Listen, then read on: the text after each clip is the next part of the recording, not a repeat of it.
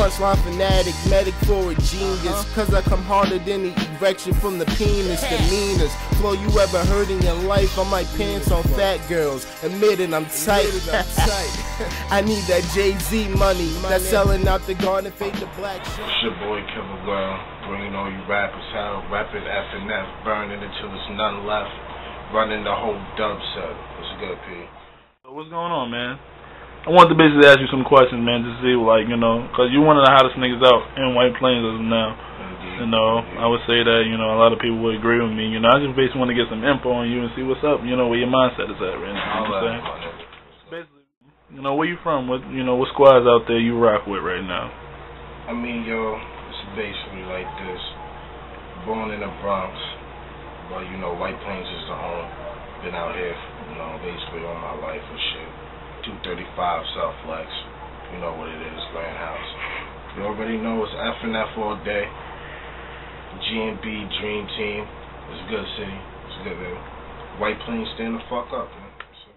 What gave you, like, growing up, you know, I know it just wasn't no one day thing, you know what I'm saying? What made you want to start rapping, you know? You know, who influenced you to become Killa Whale?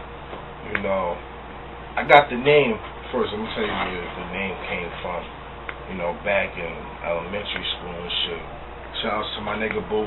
What's going on? You know, there used to be some funny shit. He used to be a big nigga, you know, so niggas gave me the name Killa Whale and shit. You know, it was a little joke at first, but then I thought about it, took it and ran with the shit and flipped it on the niggas. So then 7th grade pops up. Club Excel at middle school Highlands was good, you know. They had this whole music shit they was doing. I listened to the CD. From then, shit snapped. I was like, yo, I can do this shit. Like, I know I can move out here. From that day on, went home, started writing.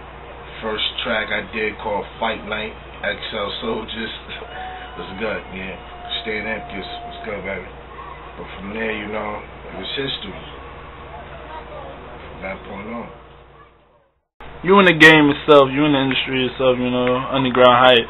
As of now, you know, from the outside looking in deep into the, you know, to the, you know, the sign people, whatever. You know, what do you feel, you know, hip hop is at right now? Where do you see it? I mean, a lot of niggas would say it's dead, you know, all that shit or whatever. But I mean, it's moving into a lane where this shit is not where it used to be, and I'm really not a fan of all this new shit, auto-tunes and all that. You know, I really think niggas need to wake up out of that coma and the bullshit they putting out there. Like, you signing mad trash niggas out here. I don't get it. Like, cause there's a lot of niggas that I feel shouldn't be signed.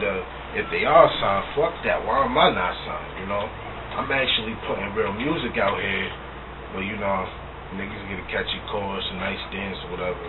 That's the shit niggas like to listen to nowadays, so I can't complain. I'm still moving out here. Don't matter to me, I'm chilling. Niggas I really fuck with in the game, you know, right now. Jay, you know, Jay the Kiss, fuck with that nigga. Last Kiss is something real. You know, niggas actually who spit real bars and it's not no bullshit like Joel's, Wayne, all them niggas, like, so there's a few, but where do you rate yourself around the people you know that rap? I respect everybody moving, everybody real that's moving, and everybody who I work with, Dream Team, G&B, F&F, all that shit. No disrespect to none of my niggas, but in the position I'm in, I have to feel like I'm the best. And it is that plain and simple. No disrespect to nobody, because I know niggas is real out here. Like, shout outs to my nigga Morley, O2, Big City, A Gunner, Young Smitty, Breezy, Jay Fields, all y'all niggas. Like, if I miss somebody, there's no disrespect or whatever. And straight ended careers, because there's a graveyard where niggas do resting right now that I had to smash before. Don't be a part of that list, man. Man, that's definitely right there. That last part brings me to my next question I want to ask you.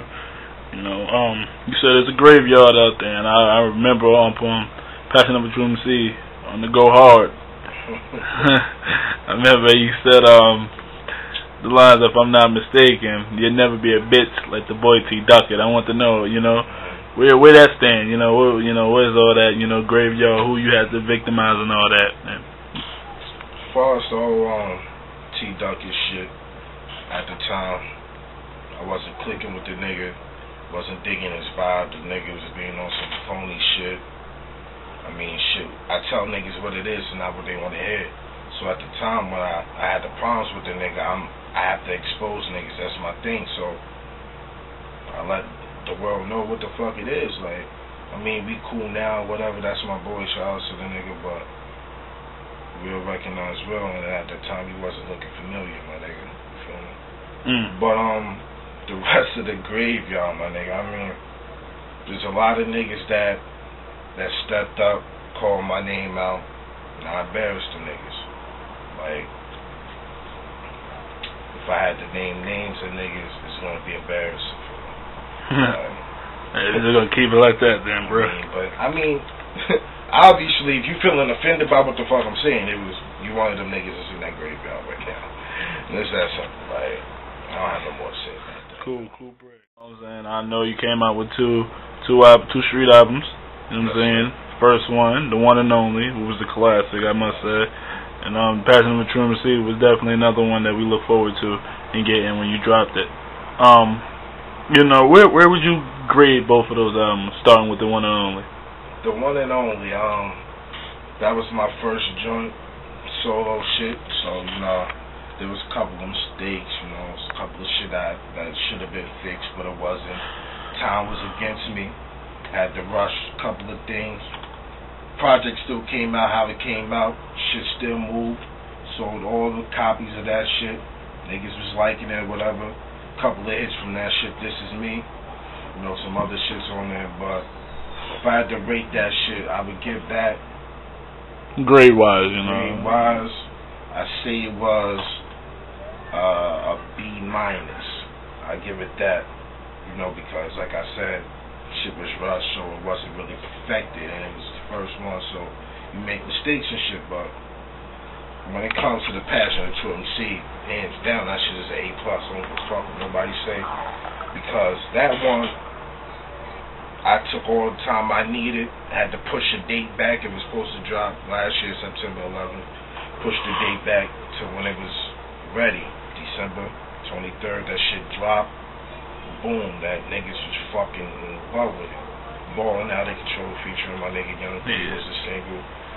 Shit, over 1 million on the space. Definitely. Like, Who's Hotter Than Me? The next single, over 1 mil on the space, my nigga. Like, yes.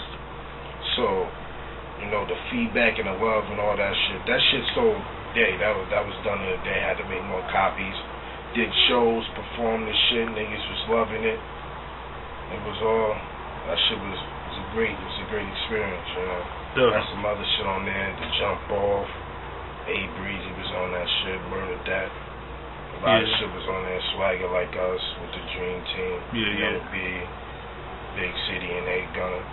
I had a lot of classes, but that's that shit where, a lot of niggas can't do this, but that album was a play from 1 to 17, couldn't go wrong with that shit, man. That was an A+.